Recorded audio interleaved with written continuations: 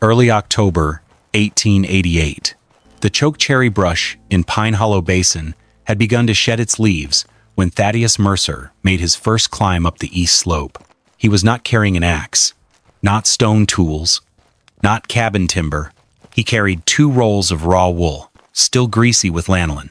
Behind him, a mule hauled dry pinyon pine and juniper, cut in summer and stacked for hard cold. Evelyn Mercer, his 10-year-old daughter, followed with a coil of hemp rope. Ranger, their hound, stopped at the black cave mouth. No one below understood. Not yet. The reason behind Thaddeus Mercer's strange decision traced back to the winter before. At 41 years old, having spent 11 winters trapping and guiding in Wyoming territory, he knew ice and snow. He also knew most frontier families accepted cold cabins as a given. Every winter looked much the same. More chinking, more firewood, beds pushed closer to the stove, men waking before dawn to feed another log into the fire. For years, Thaddeus had done exactly the same with the cabin he had raised with his own hands. The structure itself was not poorly built. But then came the long stretch of cold the winter before. The chinking shrank. Wind slipped through the walls. Moisture gathered on the inner surface of the logs and ran down onto the dirt floor. In January, Clara Mercer began coughing. Then came the fever. Thaddeus burned more wood. He hung blankets against the walls and pulled the bed closer to the stove. Yet the hotter the cabin became, the more moisture clung to the cold timber. By late February, Clara no longer had the strength to sit upright. After she was gone, 3 tin cups remained on the shelf. Only 2 were used. Each morning, before Evelyn woke, he quietly turned the handle of Clara's cup toward the wall, so his daughter would not reach for it by mistake. Thaddeus never directly blamed the cabin, but from then on, he began noticing things he had once ignored. Powder snow creeping beneath a door, floors pulling heat from boots and bedding, chimneys carrying hard-earned warmth into the sky. He remembered the smell of damp wood. He remembered feeding the fire through the night and still seeing Evelyn's breath hanging in the air at dawn. Winter had taken one member of the family. He had no intention of giving it another chance. He was not searching for a strange idea. He was simply no longer willing to repeat a system that had already failed his family. One evening, he opened an old trapping ledger and wrote 3 words across the top of a blank page: wood, wind, damp. Finding a way to defeat all 3 meant leaving the logic of the cabin behind. The answer did not come from a builder. It came from a memory. The cave first entered Thaddeus Mercer's mind in the spring of 1888. He had been checking trap lines high above Pine Hollow Basin when a late snowstorm rolled across the ridges. Visibility disappeared. Wind drove sharp crystals of snow through the timber. Thaddeus and Ranger took shelter inside a shallow rock recess and waited. More than 3 hours passed. Outside, a thin layer of ice formed across the water in his tin cup. Inside the cave, the air felt cold, but it barely seemed to change. At the time, he thought little about it. After Clara died, the memory returned.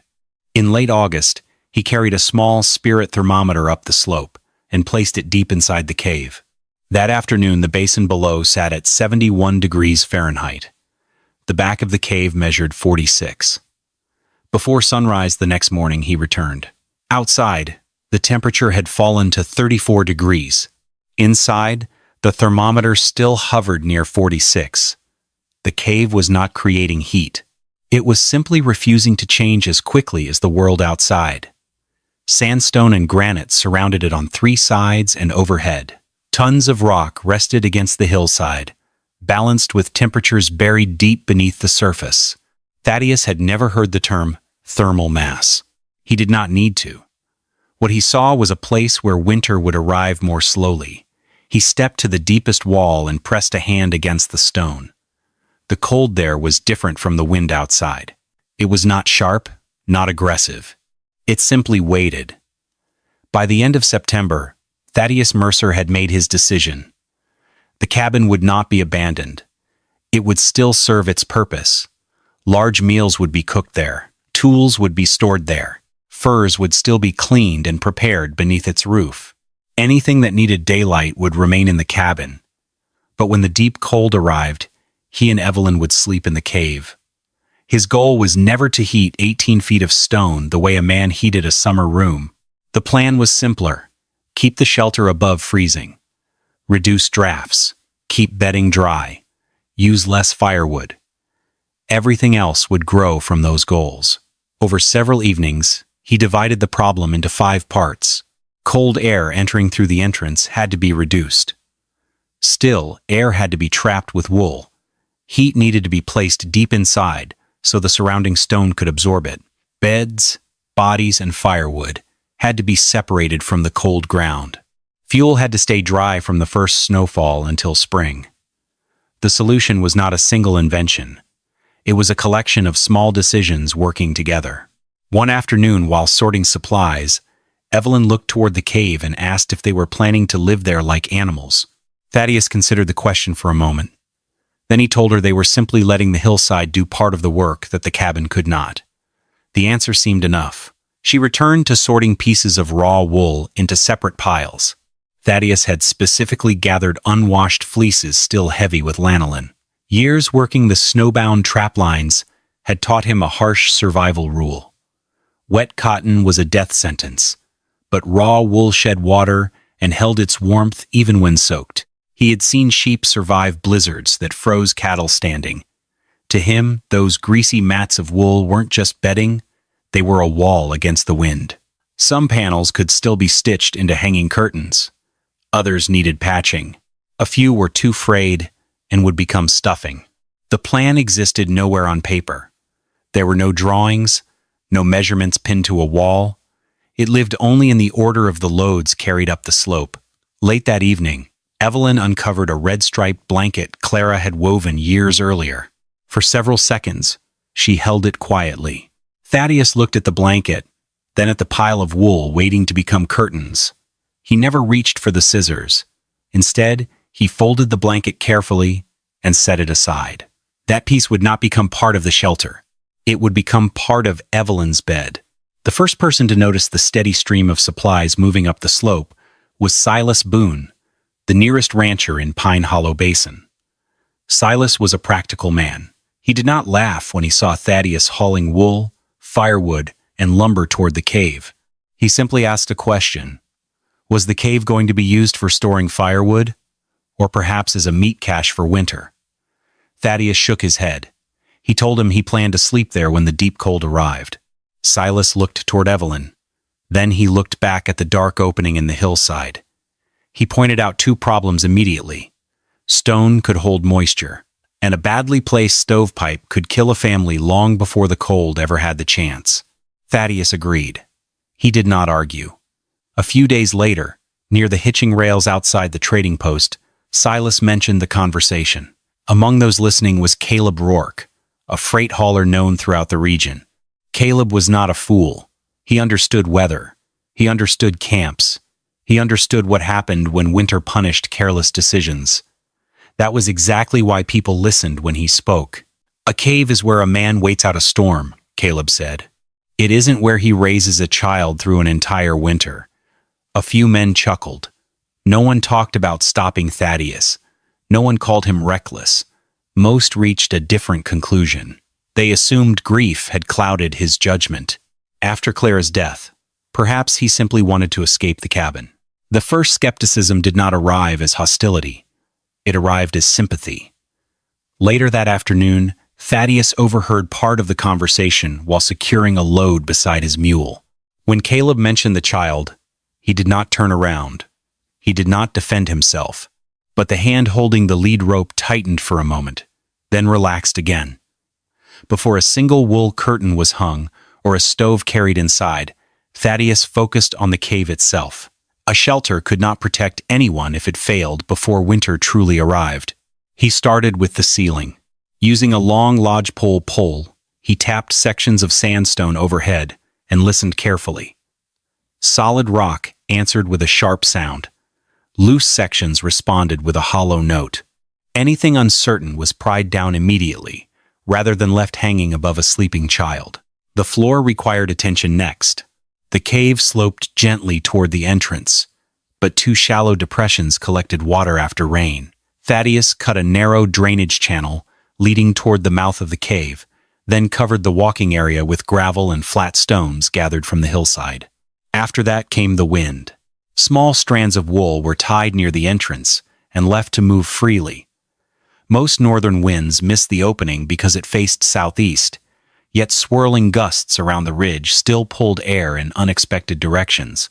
Farther inside, a thin trickle of water seeped from a crack in the stone. It was not much. A single cup could fill after several hours. Still, Thaddeus enlarged a small basin beneath it, lined it with a shallow tin pan, and fitted a wooden cover over the top. If the cave held its temperature, that water might remain usable, even during severe cold. Meanwhile, Evelyn gathered fist-sized stones for the future sleeping platform. Ranger explored every corner of the cave. Eventually, the hound circled twice and settled near the southern wall. It was the driest place inside, was also the most sheltered from moving air, Thaddeus noticed. Without saying a word, he marked the spot. Evelyn called it their corner of the home. For the first time, Thaddeus did not think of the cave as a shelter. He began thinking of it as a room. The cave entrance was wider than it needed to be. If left untouched, every shift in the wind would send a fresh wave of cold air deep into the shelter.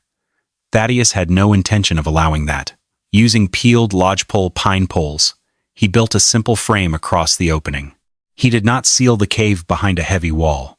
Instead, he created a narrow vestibule nearly 4 feet long and low enough that a grown man had to duck his head to enter. The design looked strange. That was the point. A smaller doorway reduced the volume of air moving in and out.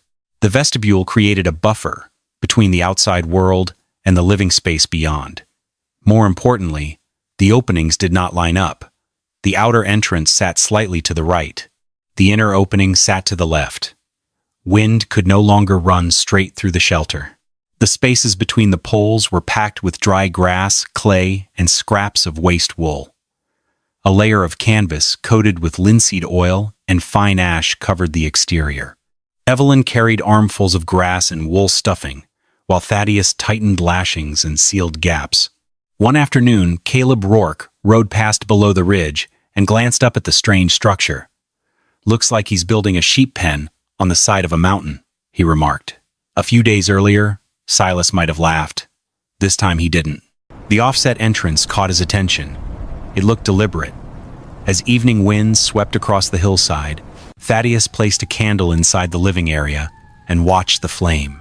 Outside, the gusts pushed through the pines. Inside, the flame barely trembled. Evelyn stepped through the vestibule and paused. Then she smiled. "The wind doesn't bite your ears in here anymore." Thaddeus only nodded and tightened one final knot. Inside the vestibule, Thaddeus hung 2 heavy wool curtains roughly 5 inches apart. The outer curtain was made from rough wool scraps stitched together. The inner layer was denser and softer. Between them sat a pocket of still air. That trapped air was the real insulation. The first test looked promising. One night, the temperature outside dropped to 19 degrees. By dawn, the cave still remained above 43, and no fire had been lit. Then Thaddeus noticed a problem. The lower edge of the outer curtain had frozen to the stone floor.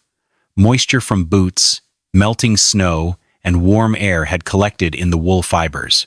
During the night, the water froze solid. A small problem, a dangerous one. If the curtain tore, the barrier failed. If it remained frozen, the entrance could become difficult to open when it mattered most. Thaddeus immediately took the curtain down. He trimmed 3 inches from the bottom, installed a raised wooden threshold, and cut a narrow drainage groove beneath the doorway. A strip of soft leather was fastened along the lower edge to block drafts without touching the stone. The following morning, the curtain remained dry. Evelyn looked at the repaired entrance and asked if the cave had failed. Thaddeus shook his head. "No," he said. "It just told us what needed fixing. That was the difference between a mistake found in October and a mistake found in January. The stove came from an abandoned assay cabin several miles away. It was small, scarred by years of use. Inside, a few cracked soapstone panels still lined portions of the firebox. They were imperfect, but useful. The stone absorbed heat while the fire burned and released it slowly after the flames faded. Most settlers would have placed the stove close to the entrance. Thaddeus did the opposite. He set it deep inside the cave, near the rear wall and safely away from the sleeping area. The stovepipe rose upward before passing through an opening, reinforced with sheet iron, stone, and clay. A simple damper allowed him to slow the draft without trapping smoke inside. The first trial lasted nearly 2 hours. The results looked encouraging. Temperature climbed steadily throughout the cave. Then the next morning revealed another problem. A thin film of water covered the stone directly behind the stove. Cold rock, warm air, hidden moisture. The combination had created condensation. If ignored, damp bedding would follow. Metal would rust. Mold would eventually appear. Thaddeus shut the stove down immediately. He pulled it 7 inches farther from the wall and stacked a loose granite shield behind it. Small gaps remained at the bottom and sides. Air could now rise behind the heated stone, instead of becoming trapped inside a pocket of moisture. While he worked, Evelyn wiped the wall dry with old cloth scraps. The next test produced a different result. The stone still held warmth, but no water gathered on its surface. As Thaddeus studied the dry wall, he remembered the wet logs inside the cabin the winter Clara died. The difference was simple. This time, the problem had been discovered before Evelyn ever had to sleep beside it. The sleeping platform stood 16 inches above the stone floor. Its frame was built from pine poles. Thin slats formed the surface. Above them came a layer of dry grass, 2 layers of wool, and finally the red-striped blanket Clara had woven years before. Beneath the foot of the platform, Ranger claimed a space of his own. It stayed warm from the stove and bedding without becoming uncomfortable. Across the cave, Thaddeus built a raised wood rack fastened to stone anchors. Firewood rested 14 inches above the ground, with gaps between rows to allow airflow. For a few days, he kept some juniper near the entrance for convenience. That mistake revealed itself quickly. After just 3 days of wet snow, moisture rushed in every time the door opened. The outer logs soaked it up, grew heavy, and burned with thick smoke. Failure number 3. He immediately moved the entire wood rack 6 feet deeper into the cave. Wood was stacked in thinner rows to improve airflow, and only a small supply, just enough for the next day, was kept near the stove. Around the same time, the spring-fed water basin received a wooden cover. By early November, father and daughter could draw fresh water without having to step out into the freezing cold. The cave was no longer just a hole in the hillside with a stove shoved inside. It had truly become a winter survival system. One evening, Evelyn spread her mother's blanket across the sleeping platform and carefully smoothed a wrinkle from the fabric. Ranger rested his head against the edge of the bed. Thaddeus quietly turned away, pretending to inspect the wood rack instead. Before moving into the cave full-time, Thaddeus spent several weeks testing it. Every trial went into a ledger. Outside temperature, inside temperature, firewood consumed, nothing else. One evening, the air outside dropped to 14 degrees. The cave began at 45. Less than 2 hours of fire brought it to 58. 6 hours after the flames had faded into gray ash, the thermometer still read 50. He tested everything. Doors opened for different lengths of time. Drafts checked during shifting winds. Smaller fires on some nights. Larger fires on others. He wanted to know the minimum needed, not the maximum possible. Evelyn began sleeping in the cave during those trials. The previous winter, she often woke when the fire died. Here, she slept until Ranger climbed onto the platform and nudged her awake. One morning, Thaddeus noticed something. She had not coughed. He did not write that in the ledger. Instead, he recorded, outside 12, inside 49, fire out 5 hours. Those were the numbers he could measure. The meaning behind them stayed off the page. At dawn, He paused beside the platform and held the back of his hand near Evelyn's mouth. Her breathing was steady. News of Evelyn sleeping in the cave spread quickly through Pine Hollow Basin. By early winter, nearly everyone had heard some version of the story. The most repeated remark came during a community barn roof repair. Caleb Rourke delivered it while handing shingles across a ladder. "A cave is where people wait to be rescued," he said. "It isn't a place a father calls home." The statement carried weight. Several men stopped working long enough to think about it. The concern was real. Thaddeus was not merely testing an idea on himself. A child was living inside that shelter. Some worried about moisture. Others warned that creosote could build inside the stovepipe. A few believed grief had pushed Thaddeus away from the cabin because every corner reminded him of Clara. Silas Boone listened to the discussion. He did not defend the cave or claim the plan would succeed. The only thing he said was that Thaddeus had tested more parts of that shelter than most men had ever tested on their own homes. Caleb nodded. "Winter will test the rest." No one argued with that. Thaddeus was not present when the conversation took place. Later, someone repeated every word to him. He showed no anger. Instead, he returned to the cave and inspected the stovepipe again. He cleaned away ash, checked the damper, and measured the distance between the stove and the bedding one more time. The doubts of the valley changed nothing about his goal. What they changed was his willingness to search for another mistake. That evening, he heard Caleb's words again in his mind, while Evelyn sat beside the stove mending a small tear in one of her gloves. For a few moments, he watched her work. Then he picked up a lantern and inspected the chimney for the third time. For the first 3 weeks of November, winter was mild. Down in the basin, smoke rose steadily from the cabins. Wood piles remained high. People started thinking Thaddeus had wasted his effort on a problem that didn't exist. Thaddeus ignored them. He kept refining the system, adding a windbreak curtain to the vestibule, capping the stovepipe, and tracking firewood with charcoal marks on the stone. The results were flawless. The rock held heat, and the water basin never froze. Evelyn began treating the cave like a real room. Her schoolbook and cloth doll found their own niches in the wall. But comfort breeds complacency. Thaddeus knew early November proved nothing. Nature hadn't delivered its verdict yet.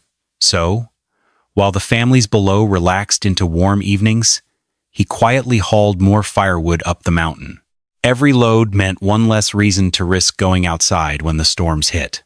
One afternoon, Evelyn set her doll down and declared she no longer thought caves were for animals. Thaddeus glanced out at the northern ridges. "The hard part hasn't arrived yet," he said. The preparation continued. The first warning was not snow. It was the absence of wind. For 2 straight days, the air above Pine Hollow Basin remained strangely still. Smoke rose from chimneys in narrow gray columns, climbed upward, then stopped beneath a ceiling of yellow-gray clouds. The afternoon light looked flat. Shadows nearly disappeared. Ranger noticed the change before most people did. The hound began leaving the entrance area earlier than usual. Several times he stood facing north, ears forward, refusing to remain outside for long. Across the basin, Silas Boone observed his cattle gathering near sheltered ground, even though temperatures had not yet fallen dramatically. He hauled additional hay into the barn. Farther north, Caleb Rourke had just returned from a freight run. His report unsettled more than a few listeners. Small ponds had frozen solid in a single night. Wagon wheels produced unfamiliar cracking sounds on frozen ground. Something larger was moving south. On the evening of November 18th, Thaddeus checked the thermometer, 8 degrees. The next morning it read -9.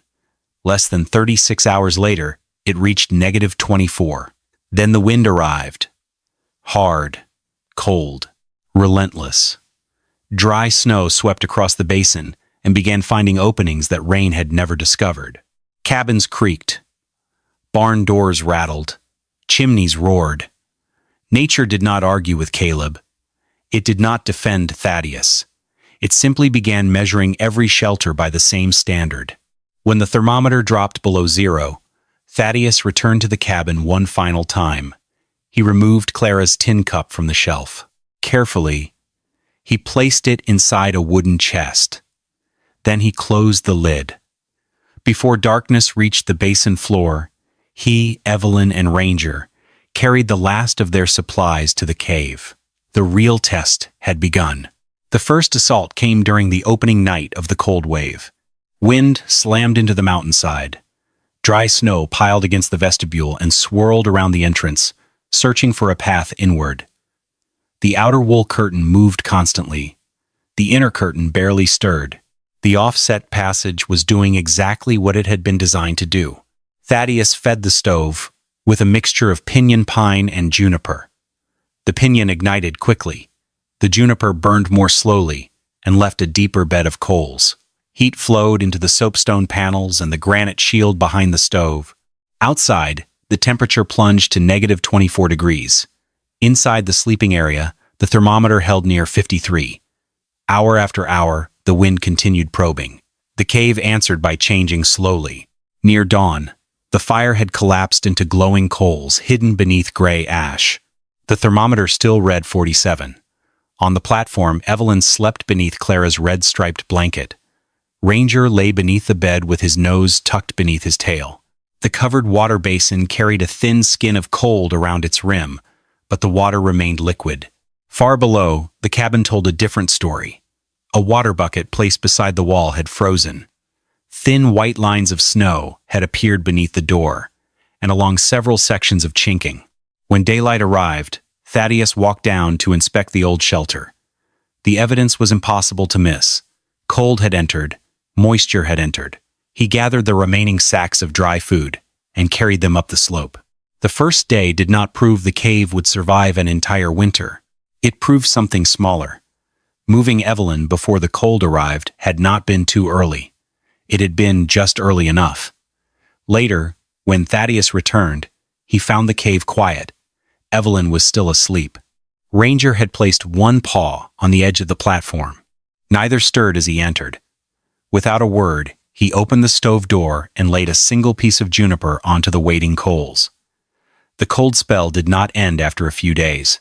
It stayed, week after week. For more than 3 weeks, temperatures rarely climbed above zero. Every fresh burst of wind drove powder snow deeper into the weaknesses of ordinary cabins. Families who had felt comfortable in early November began burning through firewood far faster than expected. Wood stacks stored against exterior walls absorbed moisture from drifting snow. The logs still burned, but not well. They smoked heavily. They produced less heat. More wood disappeared into the stove simply to maintain the same temperature. Chimneys accumulated creosote. One cabin on the southern edge of the basin suffered a chimney fire. The family smothered it with snow before the roof ignited, but the damaged stovepipe remained in service for the rest of the winter. At Silas Boone's place, frost began forming around the ends of the northern wall logs. The cold penetrated deeper than usual. He moved his children closer to the stove and started rationing firewood by the day rather than by the week. Caleb Rourke still possessed a larger wood supply than most settlers. Even so, winter found its opening. A powerful gust twisted one of his barn doors. Snow drifted into the outer portion of the wood stack. His preparations had not been poor. The season was simply operating beyond ordinary expectations. Down in the basin, wood piles shrank rapidly. People stopped checking thermometers and started staring at calendars, desperately wondering how long winter would last. The only exception sat high above them on the mountainside. Inside the cave, Thaddeus continued following the same routine. Thanks to the stone's retained heat, a single armload of wood lasted 4 to 6 hours. The charcoal marks on the wall climbed upward steadily, but far more slowly than Thaddeus had predicted. One evening, Silas Boone stared at his dwindling wood stack, then at his children shivering beneath heavy blankets near the stove. For the first time, his thoughts drifted back to October, to the loads of dry wood, to the wool, to the quiet man carrying both up a mountainside while everyone else prepared for a normal winter. By late December, another storm descended upon Pine Hollow Basin. This one was worse. For 5 straight days, The roads between homesteads nearly vanished. Wind stripped snow from open ground and hurled it against ridges, fences, and buildings until drifts stood like frozen walls. On the second day, the temperature fell to roughly -33 degrees. The nights dropped even lower. Thaddeus, Evelyn, and Ranger remained inside the cave. Meals were cooked on the stove. Water came from the covered basin. Dry firewood waited on the racks deep within the shelter. The system continued working. Then, on the morning of the third day, Ranger behaved differently. Instead of resting beneath the platform, the hound walked into the vestibule. He returned. Then he scratched lightly at the wall near the stovepipe. Thaddeus looked toward the stove. Something felt wrong. The fire was burning lazily. The draft had weakened. Outside, snowdrifts had piled higher and higher around the air intake and chimney area. The shelter was slowly losing its ability to breathe. He reacted immediately. A rope went around his waist. The other end went to Evelyn. He instructed her to stay inside and hold fast. Then he crawled through the vestibule and into the white storm. The wind hit like a solid thing. Visibility vanished. Even a few feet from the entrance felt dangerous, working by touch as much as sight. Thaddeus used a short shovel to clear a fresh air channel on the sheltered side of the drift. He positioned an angled board to slow new accumulation and inspected the stovepipe cap for ice and packed snow. Every movement took effort. Every second outside stole heat. At last, he turned back toward the cave. When he emerged through the vestibule, frost coated his beard and eyebrows. Ice crystals clung to his coat sleeves. Evelyn did not cry. She immediately removed his gloves and placed them beside the stove. Then she checked Ranger. Within minutes, the fire began drawing properly again. The flames sharpened. The draft returned. The danger passed. For the moment, the lesson was clear. The cave had protected them well. The wool, stone, and stove all worked as intended. But none of those things could protect a family by themselves. A shelter, like a living creature, needed air. And every system eventually found a new way to fail. Resilience came from noticing the problem before the problem became fatal. While Thaddeus fought the storm outside, Evelyn had wrapped the safety rope around her wrist instead of simply holding it in her hands. When he finally returned, deep red marks remained on her skin. She had never let go.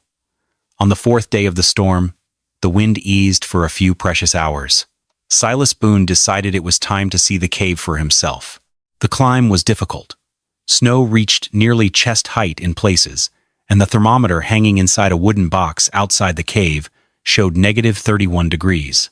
At the entrance, Silas lowered his head and stepped through the narrow doorway. One curtain brushed his shoulder, then another. The change was immediate, not dramatic, just unmistakable. The first thing that caught his attention was not the stove. Evelyn sat cross-legged on the platform reading a book. Her gloves were nowhere in sight. Ranger slept beside her feet. The air carried no trace of white breath. Only then did Silas look toward the stove. The fire had burned down to gray ash hours earlier. According to Thaddeus, no wood had been added for nearly 6 hours. Yet the thermometer hanging near the sleeping platform still read 54 degrees. Silas rose and began inspecting the shelter the same way he would inspect a barn, a fence line, or a stock pen. His hand settled on the granite behind the stove. Warm. The wood rack stood farther back in the cave. Every piece remained dry. The covered water basin still held liquid water. The lower edge of the curtain hung freely. No ice, no frozen fabric. The wall behind the stove remained dry as well. Months earlier, people had predicted moisture, smoke problems, frozen curtains, damp firewood, and poor ventilation. Silas could not find any of them. He never offered praise. That was not his nature. Instead, he asked a question. How much wood? Thaddeus pointed toward the charcoal marks covering one section of stone, and then handed him the ledger. Silas studied both. The numbers required no explanation. Nearly an hour passed before Silas stood to leave. Before heading down the snow-covered slope, he paused and looked back. The low, half-buried vestibule looked crude, but he now understood the exact effort hidden beneath it. His eyes drifted back to Evelyn, lingering on the red-striped blanket. He remembered Clara. For a moment, neither man spoke. Then Silas asked the only question that still mattered. "Does she wake up cold?" Thaddeus glanced at his daughter. A page turned. Ranger shifted in his sleep. "No," Silas nodded once. When he started back down to the basin, he carried more than just proof. He carried a changed mind. When the storm finally loosened its grip on Pine Hollow Basin, Silas Boone began comparing numbers. The comparison took place over weeks rather than days. Ledger entries, wood piles, temperature readings, simple things. From early November through the end of January, Thaddeus Mercer had burned less than a single cord of mixed pinyon and juniper. Silas had used nearly 2.5. Several larger households had gone through more than 3 cords while keeping fires active almost around the clock. The temperature records told a similar story. During the worst stretch of cold, when outdoor readings approached -37 degrees, the lowest temperature recorded in the cave's sleeping area was 45. That figure came after the fire had been out for hours. On the same night, one corner of Silas's cabin hovered near 30 degrees despite an active stove. The difference could not be traced to any single feature. The stones surrounding the cave reduced temperature swings. The vestibule and offset entrance weakened the force of incoming drafts. Layers of wool protected pockets of still air. The raised platform separated bedding from the cold floor. Proper wood storage kept fuel dry. Heat placed deep inside the shelter slowly moved into the surrounding rock. Just as important, small problems had been discovered and corrected before winter could enlarge them. One afternoon at the trading post, Caleb Rourke listened to men discussing the numbers. No one exaggerated. No one had to. After a long pause, Caleb remarked that a good cave still required the right hillside. Silas didn't miss a beat. A good cabin also requires the right design. A few men nodded. The conversation moved on. There were no apologies, and none were expected. What mattered was that the debate had shifted. Months ago, they questioned if the cave would work. Now, they analyzed why it worked. Nature had delivered its verdict, proven in every woodpile, every ledger page, and every temperature reading. One evening, as snow fell quietly outside, Evelyn asked if they could stay in the cave until the basin finally thawed. Thaddeus looked at the stone walls. The storms hadn't beaten it, the cold hadn't beaten it. They had simply borrowed the mountain's strength. "We'll stay," he said, "until the mountain doesn't need to protect us anymore." Evelyn returned to her book. Ranger slept beneath the platform. Near the stove, another charcoal mark went up on the wall, and the ledger received one more entry. Spring arrived late in Pine Hollow Basin. Snow lingered in shaded draws long after the lower ground had begun to thaw. Travel gradually became easier, and with that change came something else. People started building differently. Silas Boone moved first.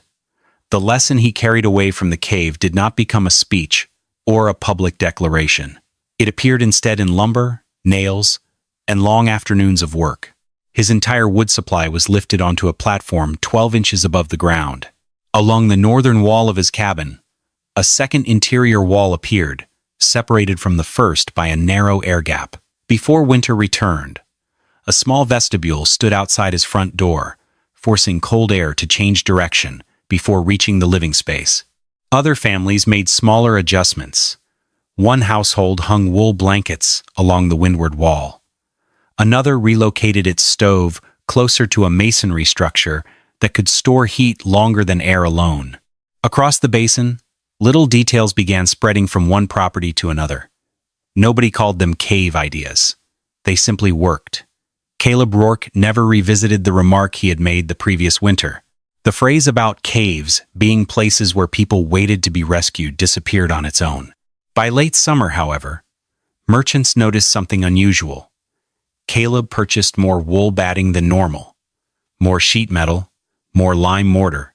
Over the following weeks, he rechinked his cabin, added a secondary interior door, and rebuilt the cover protecting his firewood supply. The work spoke clearly enough. No public apology followed. None was necessary. When October returned to Pine Hollow, cabins throughout the basin contained features that had once existed only on a rocky hillside above town. Air gaps, vestibules, raised wood storage, improved weather sealing. Knowledge had spread the way. Practical knowledge often spreads on the frontier, quietly, through results, not reputation. As for Thaddeus Mercer, he showed little interest in being proven right. Autumn found him back at the cave with Evelyn. Canvas worn thin by winter winds was replaced. Lashings were inspected one by one. The stovepipe was cleaned. The drainage channel was cleared of debris. Preparation began again because winter did not care what had happened the year before. One afternoon, Silas rode up carrying a roll of wool batting beneath his arm. When he reached the entrance, he handed it over. "I bought enough this time," he said. "That was all." Thaddeus accepted the roll, considered it for a moment, then separated it into 2 equal bundles. One of them went back to Silas.